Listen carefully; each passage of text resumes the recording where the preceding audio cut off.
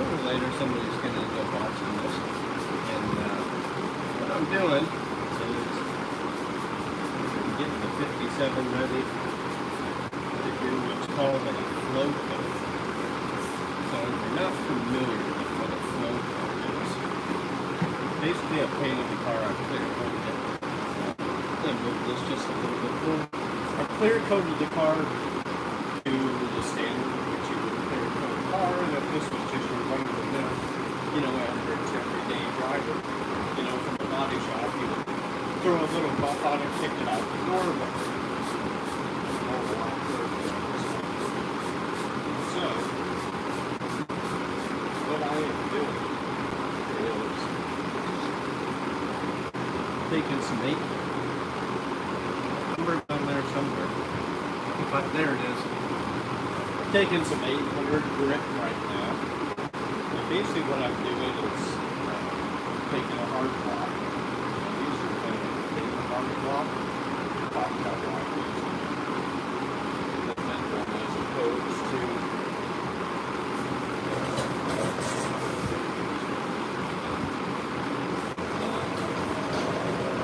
as opposed to using like one of these hard blocks.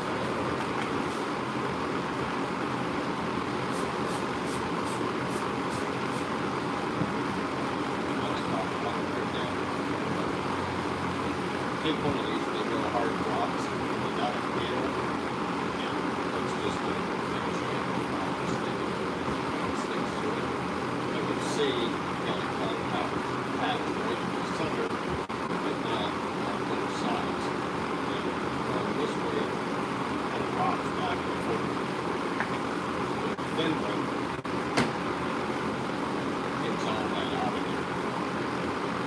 And I personally feel like a much cleaner, smoother, flat surface. And with doing the flow coat, basically what it allows you to do is you go through, use that initial clear coat that you put on the car and lock it all down and get it ultra straight. Because, you know, ultimately, you know, if you clear coated it the right way, you got anywhere between 6 and 9 mils of clear coat. This was just clear coated a few days ago. Allowed it to shrink up just a little bit, and then started with the 800 and basically breaking the surface, getting it all smoothed out, getting it all leveled out. Does my audio work today? I'm looking for the comments, but I've only seen one person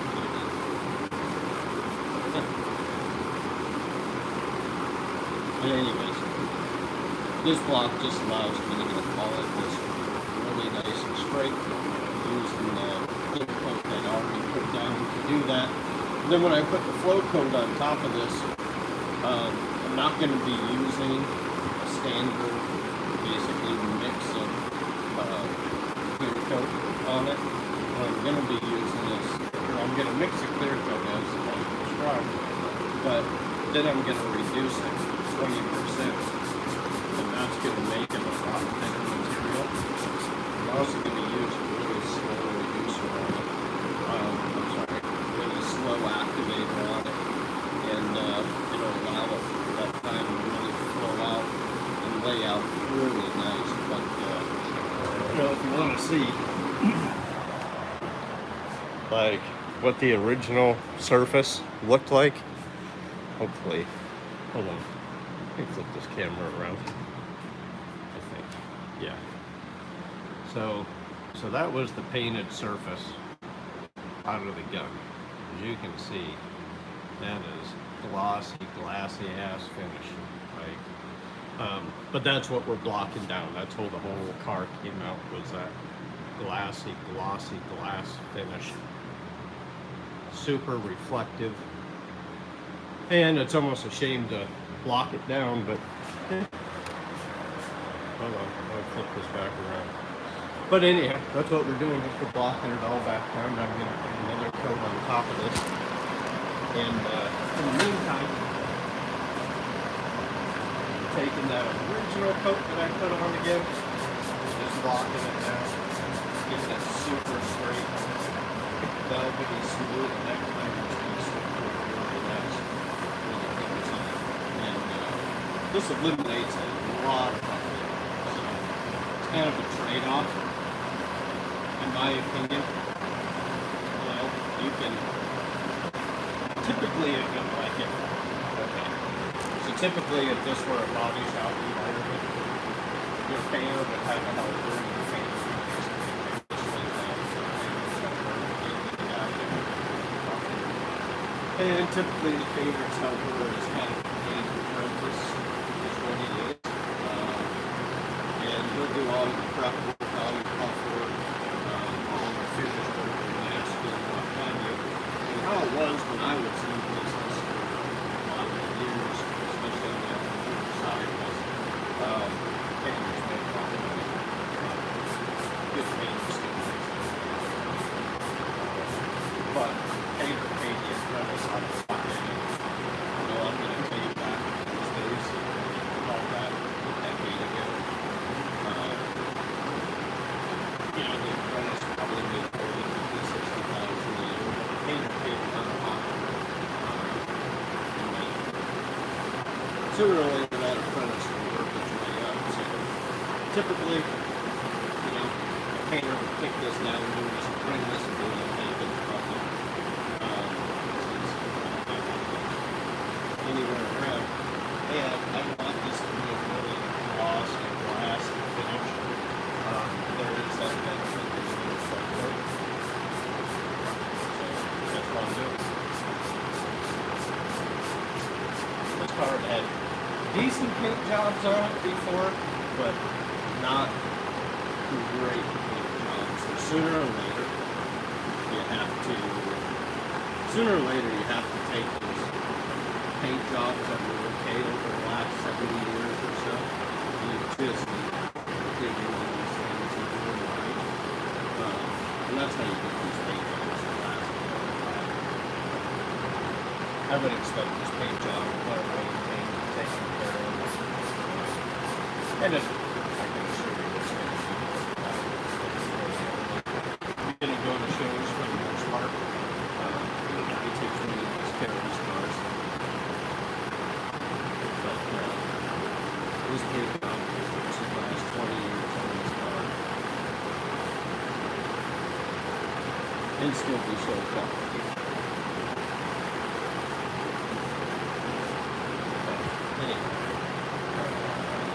Man, I'm getting after it. I'm getting after it. Thanks, man. I was wondering if that chat was working. How's the audio?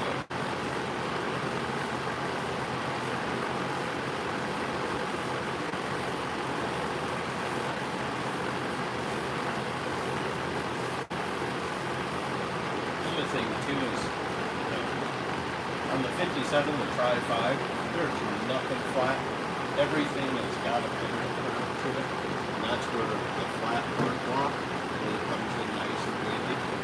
You may have noticed while I'm walking around this.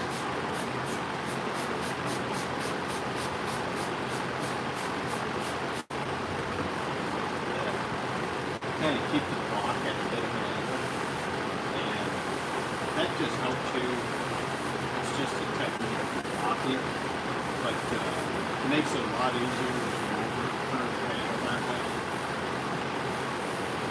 That bit of an angle. It's always worked out pretty well for me, especially when I want the panel super straight. This car is super straight. Oh, there we go.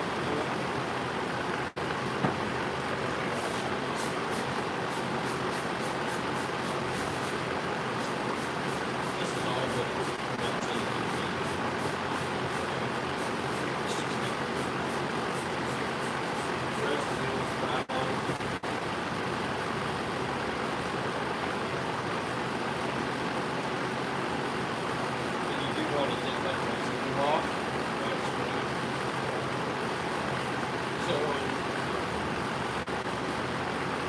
Started talking about this, they started thinking about this side of the car, this information. Now that I'm walking it down,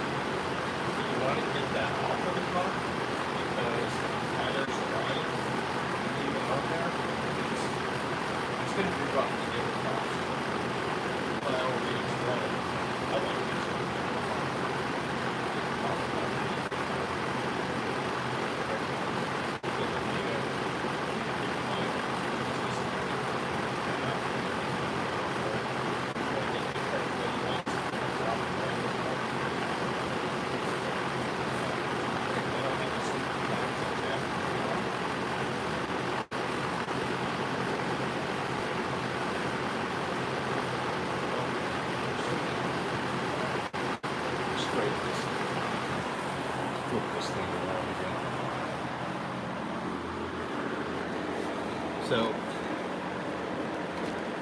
let me drop this down a little bit. Let's check it out. So even when I'm gonna have to adjust this a little. How's the audio? People that are tuned in.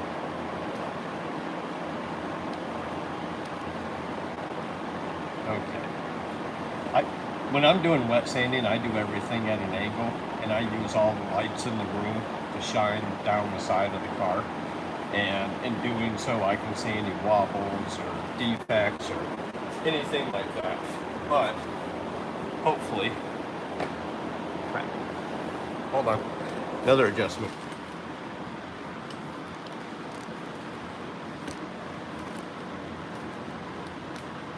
Try to do like 3 things at once. Okay.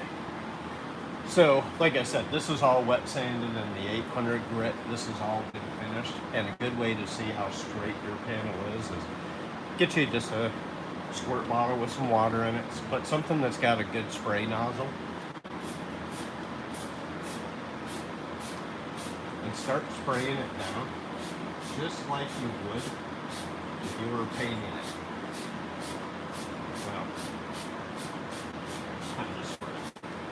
And when you do that,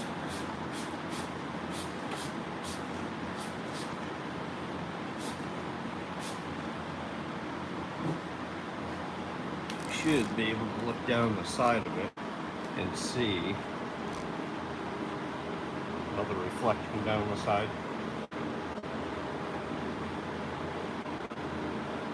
You can look down that way.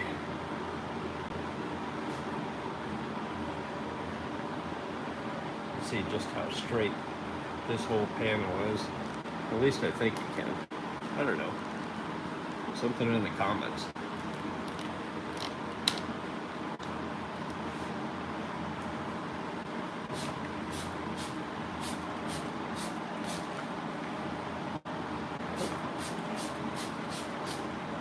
There we go.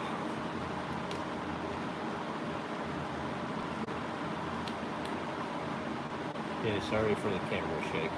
But anyhow, you can look down the side of the car when you get up, get it nice and wet like that, and really see how flat your body work is, its reflective quality.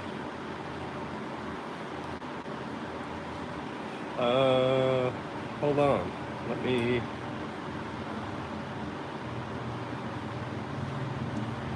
How's that? Is that any better? Or is it the fan in the background?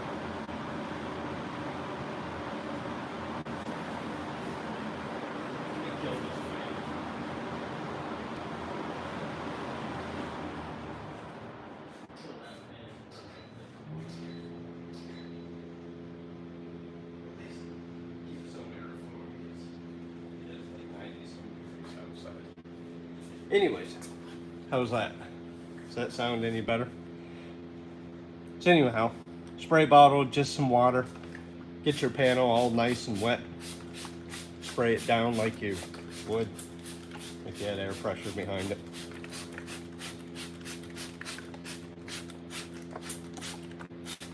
And after all that water sheens over, you should be able to look right down the side and see just how clear and straight the body work is. If I get out of the shadow a little bit. Anyways, enough of that, I think. Oh, wrong way, camera. I really need a camera person. I need a lot more subscribers though, or I can afford that. But anyhow, that's what I'm doing, is wet sanding this all down with the small block, because the whole car has got a radius to it. So you can see that lays flat to the panel because it's so narrow. Kind of going over this for you new folks that just tuned in, but if I use a traditional hard block and I stick it on the side of the car, you can see it rocks back and forth. So if I go sanding with this particular block, and I don't do the exact correct motion, you can kind of, oh, that was dirty. You can kind of put a flat spot in it. You don't want to do that.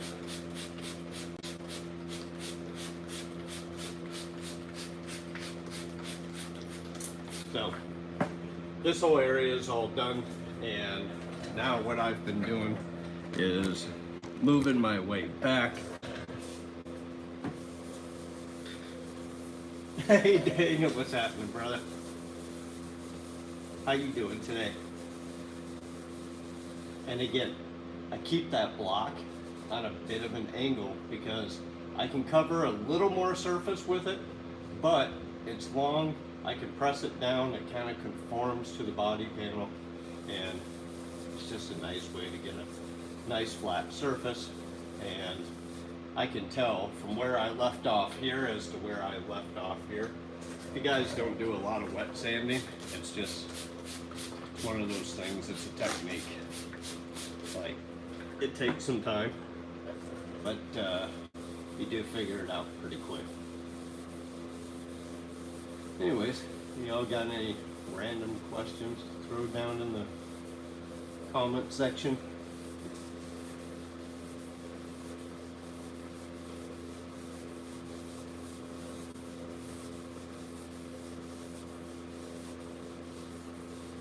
And when this one is done, I have another, well, I have all sorts of shit to work on. I got plenty of business. That's for sure. But trying to get as much done tomorrow, or today on this, tonight, what have you. Because tomorrow I get to go to the doctor in the hospital and get a camera shoved up my rear. Oh no, wait, that's next month. No, tomorrow's the robot. You're gonna fix all my hernias. That should be fun.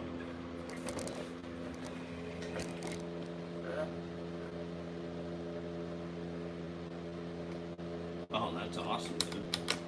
You need to send them to me. Yeah, they told me I'm only gonna have like 3 incisions, 1 per hernia. So, I always kind of equate everything too. Is it gonna hurt more than getting? Ain't that big of a deal. Been run over by enough bulls and kicked by enough fucking horses to last me a lifetime.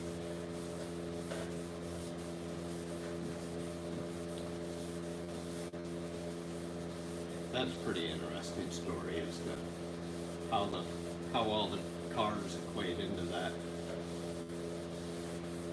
So, for those of you, well, I don't know. I shouldn't say haven't been tuning in for a long time. Let's see. You that haven't been tuning in for a long time, not that I really talk about it too much. It's pretty ancient history, but it used to be a point in time in my life for a long time, about 14 years, that I traveled around the pro rodeo circuit riding bucking horses. So I was a professional rodeo cowboy for a lot of years, and fast cars made it really handy to get around the United States. Let me tell you, when you had to get from one rodeo to the next. So, matter of fact, I can show you one of them. Here, let me flip this around. And you guys have seen this car before? And I had it for a really long time. That was my '69 Camaro, but yeah, I used to nail the East Coast rodeo circuit in that car like it was nobody's business, because you could get around so quick and easy. I could get to like 3, 4, 5 different shows in a weekend and make a grip of dough before I had to be back to the military base. Although, I don't know, at that point in time with my military career, there really wasn't a lot of people who told me what to do. Not because I outranked them or anything, just kind of walked on water, so people just kind of left my ass alone, even though they knew I was up to no good. Oh, they only knew.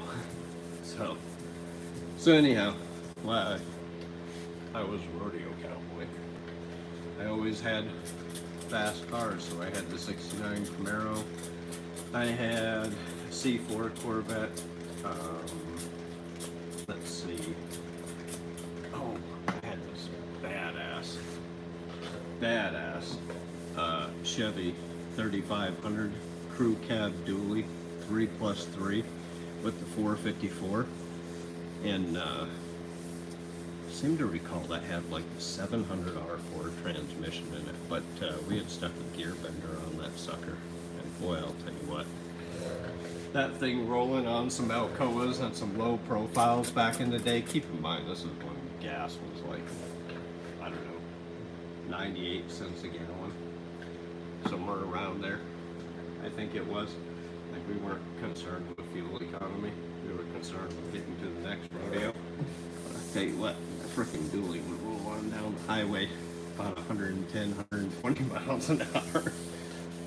We would just be hauling the mail to the next show. But a lot of the guys had some pretty cool cars. As a matter of fact, here, I'll tell you about one of them.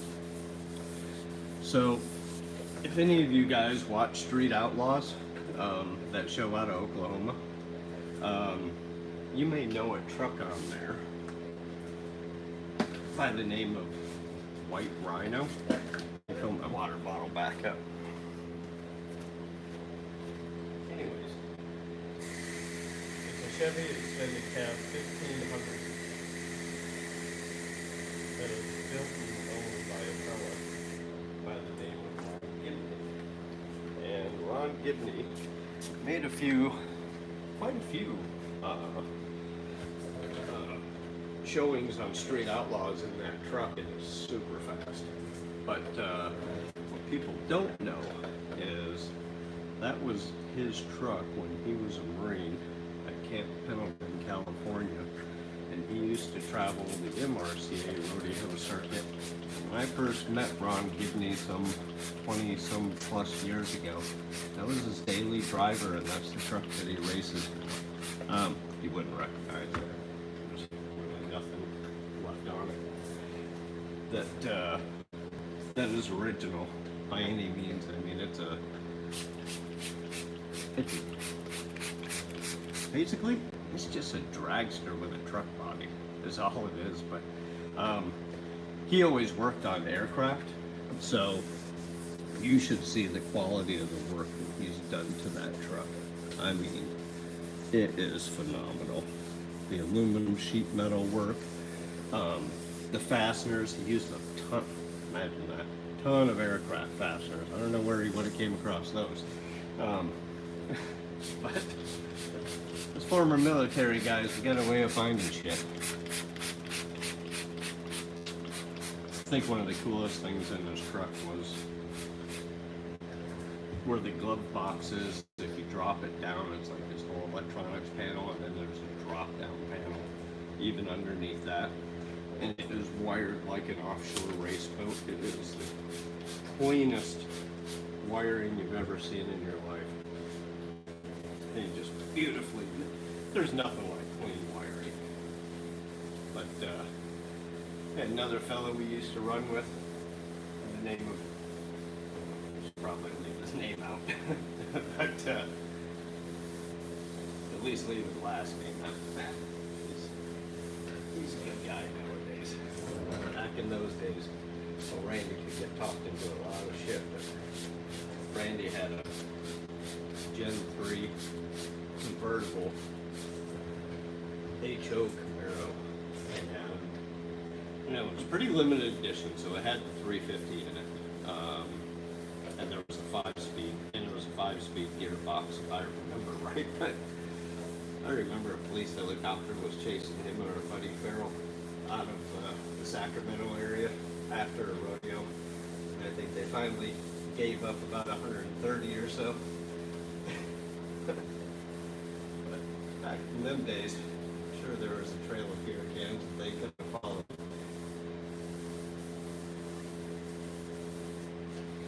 And you'd have to look this guy up, but this fella on the East Coast, Dan Daly, used to drive a suicide door Lincoln Continental to all the rodeos.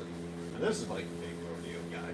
Dan Daly is like multiple time world champion, what have you. But he had this beautiful, beautiful black Lincoln Continental suicide doors and the brightest fire engine red interior you ever seen. Factory, you know, just all factory wheels and tires and what have you, and had a little engine work done to it. And I'll tell you, he scooted on down the road in that thing. That was a pretty cool ride. And then, you know, we're starting to see a little bit of that tradition still carry on today. The cowboys with the fast cars. I can't remember, there's one rodeo contract. Well, Cotton Rosser always had a pretty fast car sitting in his garage, and then there's another rodeo contractor. I can't remember who it is, but yeah, he's got a pretty sick Ferrari. I don't want to take a guess and say the wrong person, but yeah, he's known to get around in that thing pretty quick. I'll tell you this.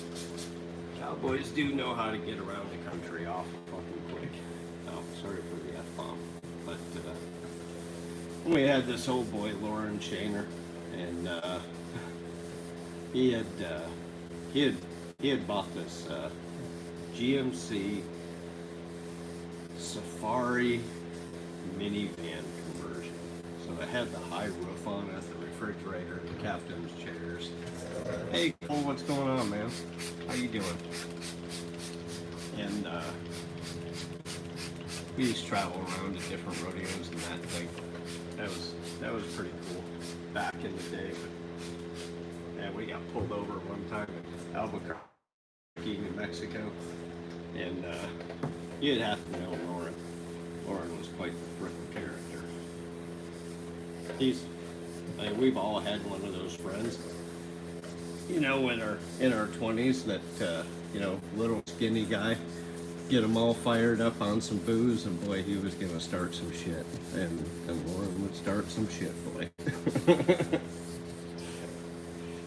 Wouldn't quite finish it, but boy, he certainly got it started. That was for sure.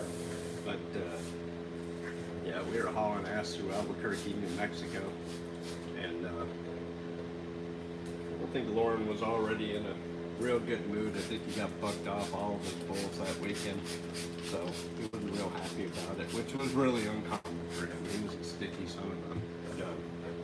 But anyways, we're rolling down the road, and I'm just picking on Lauren. That's what I do.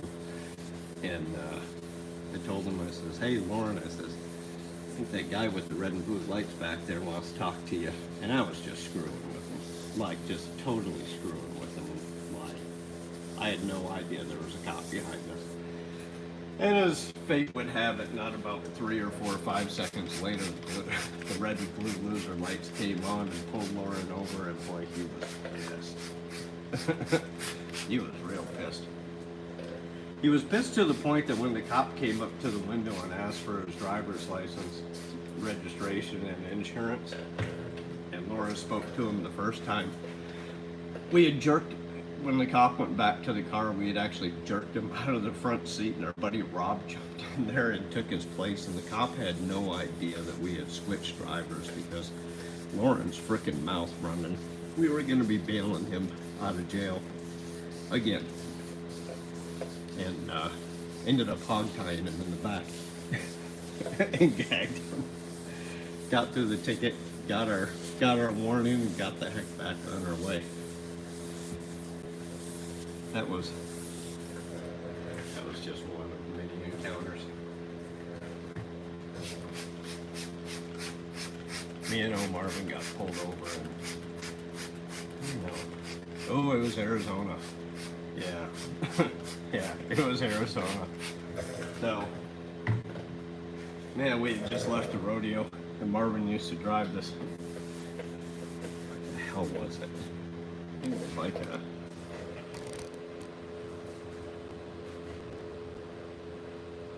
Mazda B2200 or something like that. Like, it was just a foreign version of the Ford Ranger was what it was, if I remember right. Or maybe it was a Nissan.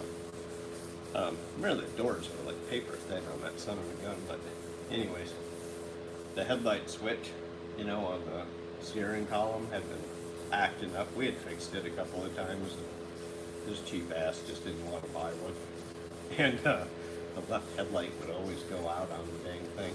So we had pulled out of this rodeo, stopped at Wendy's, got back on the road, and we're heading back towards California about the time that this cop flipped around on the highway and pulled us over.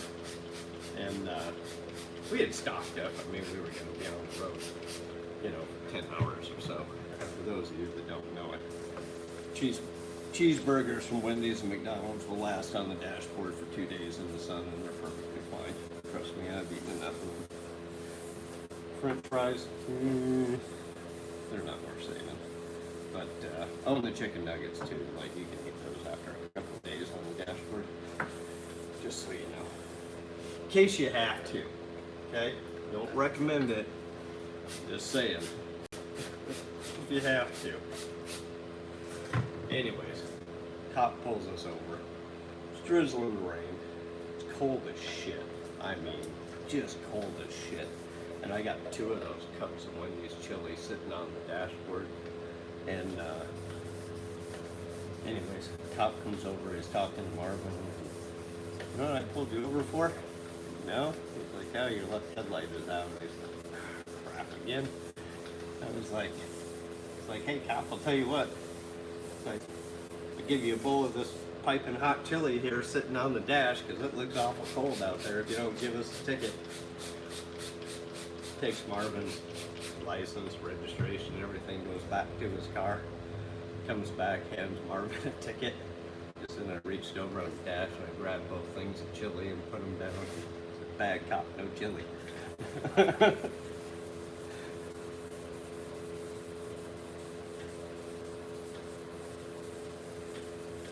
I don't know that he ever paid that ticket.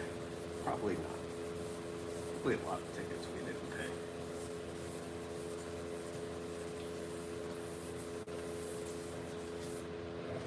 Whew. Man, let's get boring. Anyhow. Hey, thanks, Dalton. It's getting there. What's everybody else doing tonight? I'm just sitting here bumping my freaking gums. Put something in the comments. I'm tired of listening to myself talk.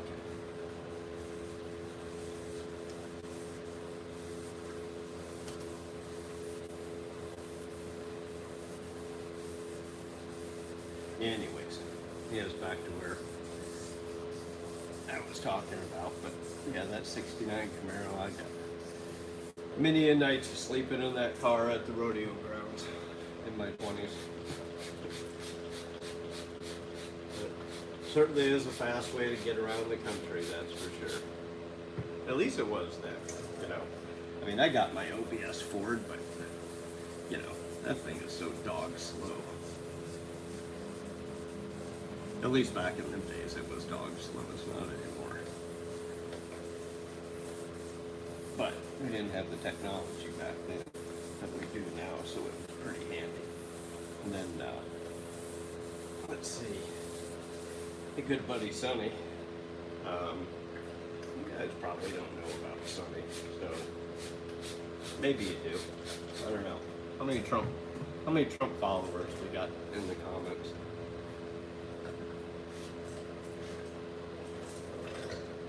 Oh, down to one folk. Anyways, Sonny is a senator in Arizona, and Sonny is also one of my rodeo buddies from back in the day. And he used to run what was known as the Military Rodeo Cowboy Association, which was the only other worldwide association during that point in time in that era. So you had the IPRA, you had the PRCA, and you had the MRCA, that was it. That had worldwide contestants. You know, world finals as opposed to certain finals or state finals, stuff like that. But yeah, Sonny was one of them, and he always had some pretty nice Cadillacs. That was his ride of choice to cruise around the rodeos, and he always had nice Cadillacs, that's for sure. I think he even had a limo once. I know he had a limo once. Yes, he had a limo once.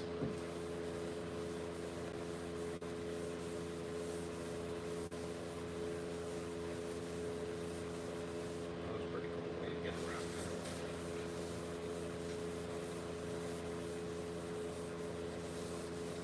Anyhow, we're starting to see now, I guess at least in that walk of life, we're starting to see some of the younger cowboys start to take an interest in performance cars again, like we did back in those days.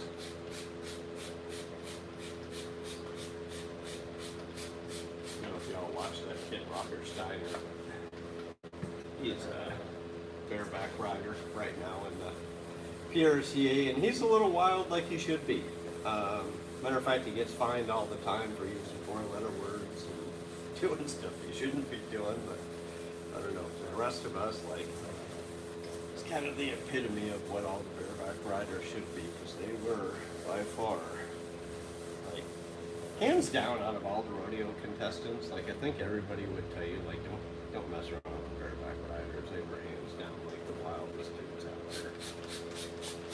Like, when it came down to throwing hands in the bar, like, yeah, a lot of people talk around it. Not the bareback riders. They were just gonna get right down to it. They were by far, or I should say, we were by far the wildest. That's for sure. I doubt it today, but there used to be. Well, there used to be a number of bars we were banned from, like places like we had been banned from for decades. Like, not allowed in.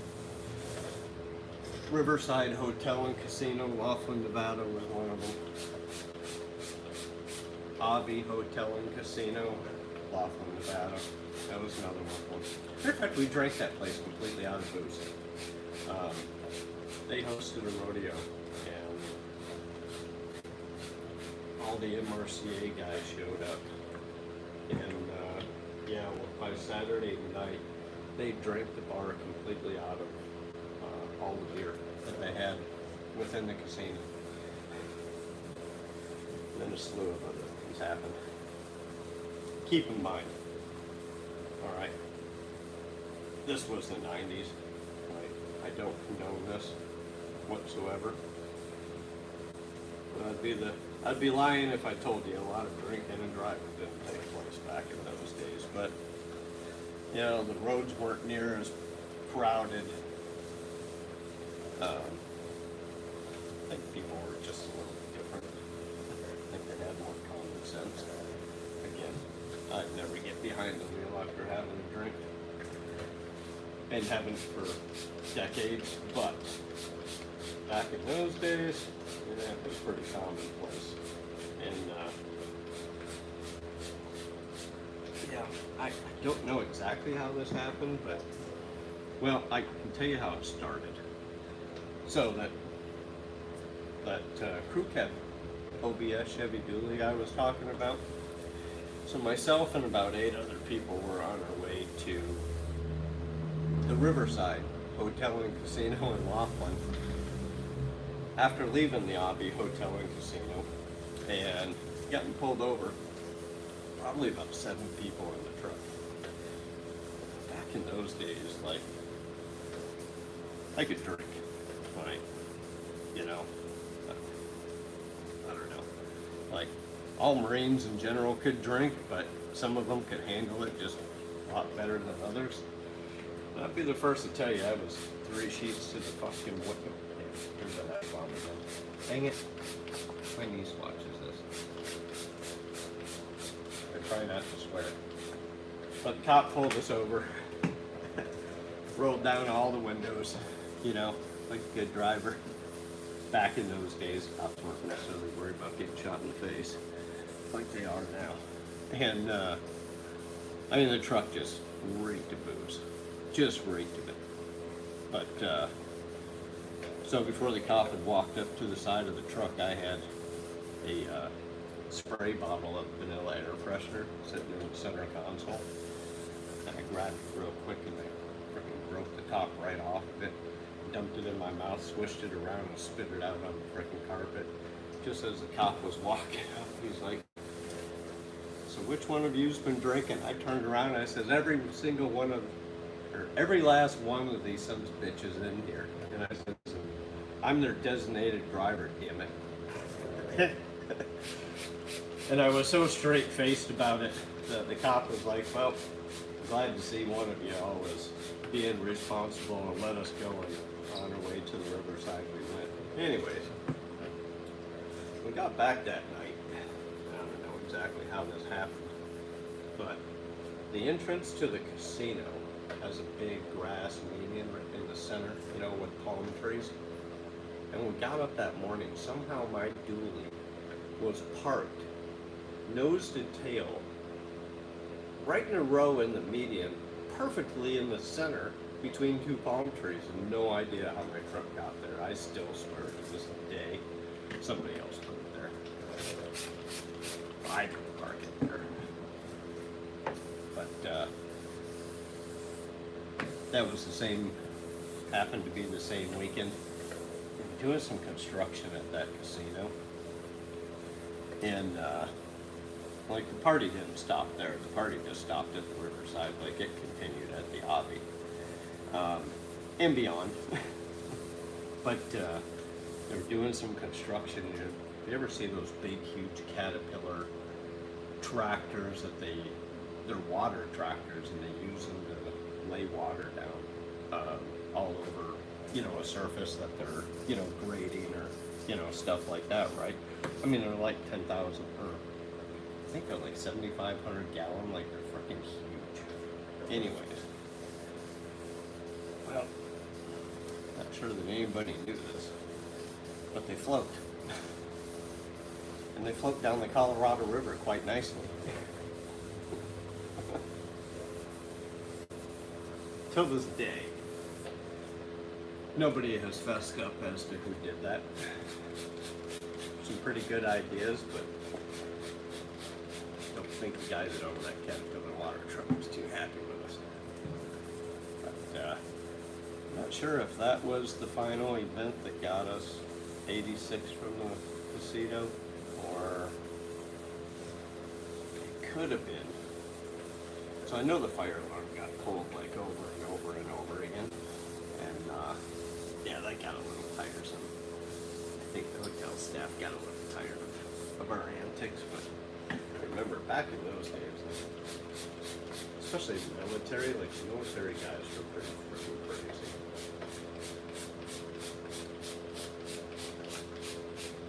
Most of those guys had all come back from wars pretty recently, typically like the Gulf War, you know, and pretty well left unsupervised, which probably wasn't the best idea in the world. But they figured if you can fight a war, you can be left unsupervised. Yeah, that's not true. That's not true at all. At least not the Marines. It's not a good idea. But, you know, Sonny used to keep us out of jail pretty well, though.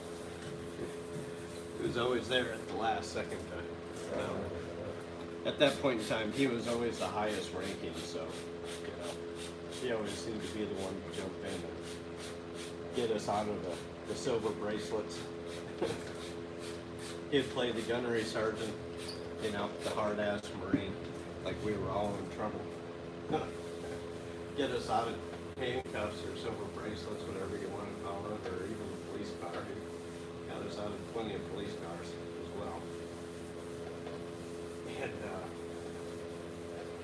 we had to play along with the whole frickin' act like we were in deep crap with the military, and I don't know.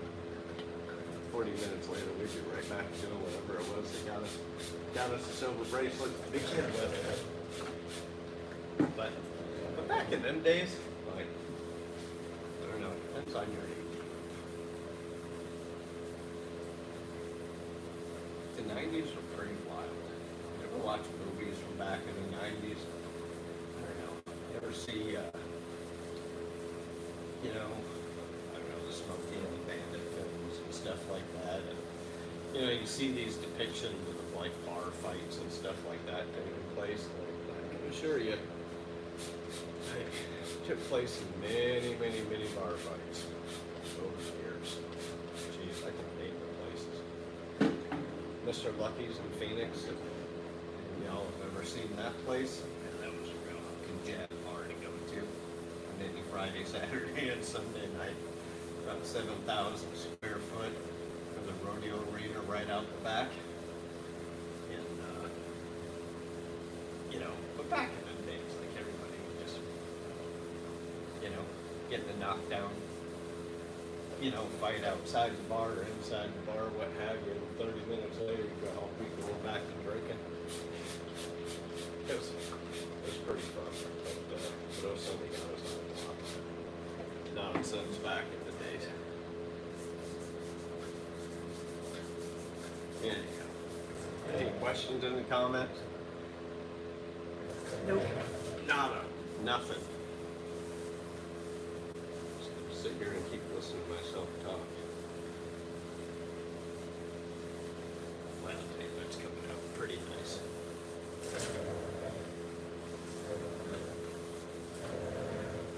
You can feel it, like, when you've gotten your surface all nice and smooth at the same level. Once you get experience with walking, you can really feel the difference. When it's completely flat to the surface that you're using, it creates a suction while you're wet sanding away. So you know spots where you lose that suction, you have a spot that's sitting a little higher, or even a potential spot that's sitting, you know, just a touch lower. And when I'm talking about, you know, a little bit lower, I'm talking millimeters of.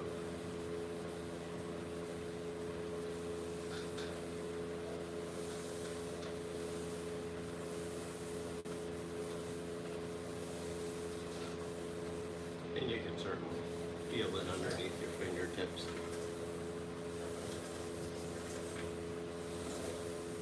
Like while you're running the block across it, you'll feel it. If there's any wave whatsoever in your panel, you're gonna know it. It's gonna show up right. You'll just be going along and it's like you hit a speed. And then you gotta work that area till you get rid of that speed bump and get back to basically where you have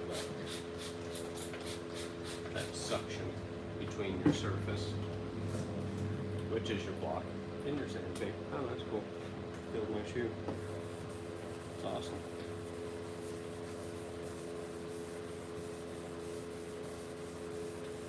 I figured a tiny one down here was just putting I could just feel the slightest little bit of that suction loss, and it is almost gone.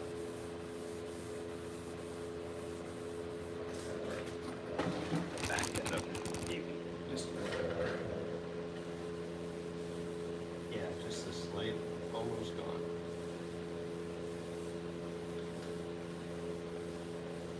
And all that unevenness was, you know, basically when I was coming down it with my spray gun, I don't know, I made the lane just for a little bit of a second and put just a little bit extra more material there than when I continued on with the pass or what have you, but that's where that little tiny bit of unevenness can come from, and by blocking it down, you get rid of all of that.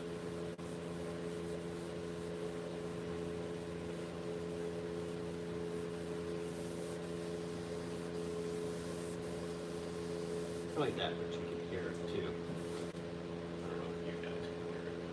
I can hear it. me when you're blocking the car, you're using every one of your senses. And you can, you know, you can smell the paint material like I was talking about before, so you're using your sense of smell. Obviously, you're using your eyesight so that you can look for imperfections in the surface. And you're using your feeling of touch, and you're feeling for it in your fingers.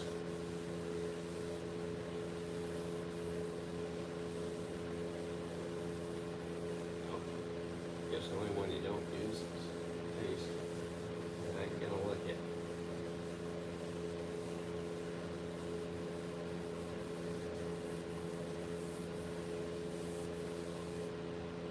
Nice. Now, before I get too terribly far,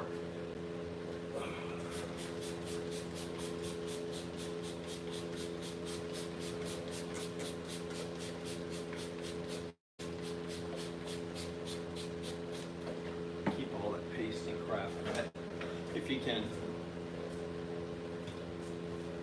And good microfiber. Start scrubbing it down, get all that dust off it. You can't clean your paint surface enough, even at this stage. Every time you clean it, it's just more and more higher probability that you're going to have a really nice paint finish when it's done. The more you clean up, the less places the dust has areas to settle. Especially all this white pasty stuff.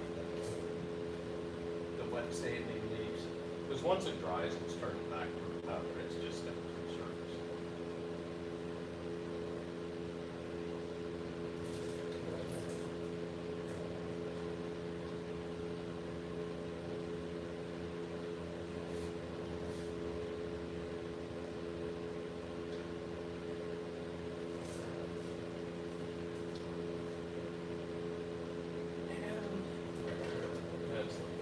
Now I'm still going to clean this 3-4 more times tonight.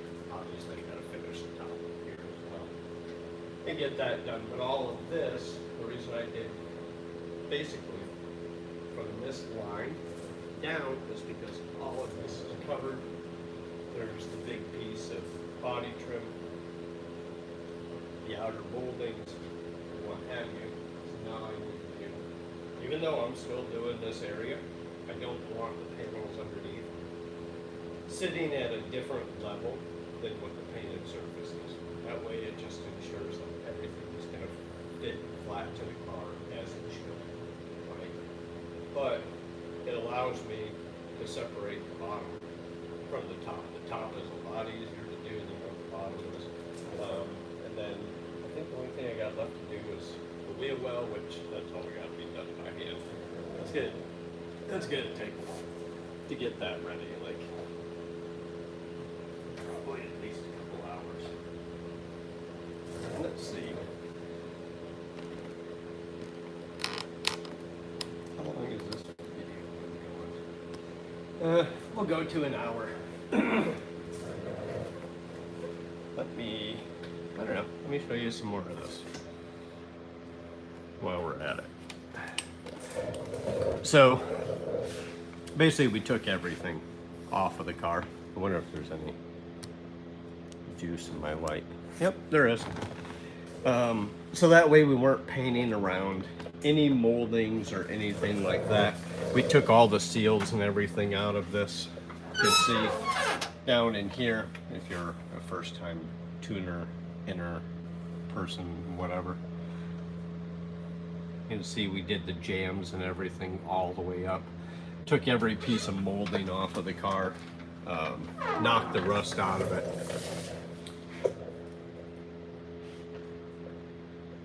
See how nice and clean the trunk and everything laid out? That really came out nice. Anyways, knocked out all the door jams. Again, we've talked about a bunch of times over, like the wheel wells. Like I am a stickler for making sure those wheel wells. Oops. Throw my freaking camera off. See, Can't even flip it over and show you, but the wheel wells are all completely done. Door jambs are all finished up. The nice part about the door jambs, so, okay, should probably mention this in the 3 minutes left to our 1 hour. But, okay, so this is all wet sanded down, and I haven't done anything with the door jambs, and that's because I am going to use what's called a jamming foam. And, where is it?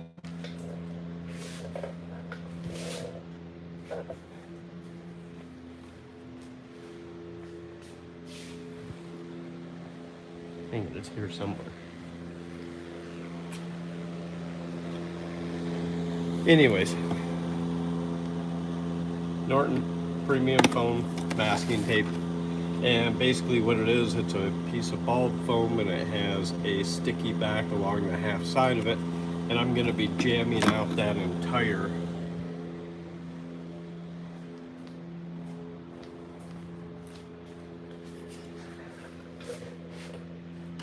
door jamb all the way around, sealing that off. And then what I'm going to do is I'm going to come in here and do a hand prep right along that that rolled edge. I'll put the jamming foam in there, the door will be on, we'll close the door, and that's going to keep the paint from going inside to the door jamb. I'm also going to mask it off just to make sure that we don't get any paint overspray or what have you in there. And also going to do the same thing up there, and when I flow coat this car, basically the whole car is getting the flow coat together, and it's going to look, hold on, let me fix my tripod, and it's going to look like that. So this side's been completely flow coated the entire way down. There's not much to buff on this side of the car at all. A couple little spots. Don't have to do the trunk or any of this area. I put 4 coats on this because they all came out so nice and clean. So I've already blended the corners up there, and that chrome trim covers that where it all comes together to meet back here, but I blended that all together, and you're not going to see any lines or anything like that like we have it on the other side. And that takes us right to the 1 hour mark. So I'm gonna go get my last workout in, because I'm being told that I'm not going to be able to work out for like a month. And he tells me I'm going to be off work for like 4 days. I'm like, yeah, you don't know me. We'll see about that, Doc. Anyways, thank y'all for tuning in. Cole, always good to see you. You know, always jumping in there. Daniel, appreciate you jumping in there, man, and watching along. You guys have a good night, and we will see you next time.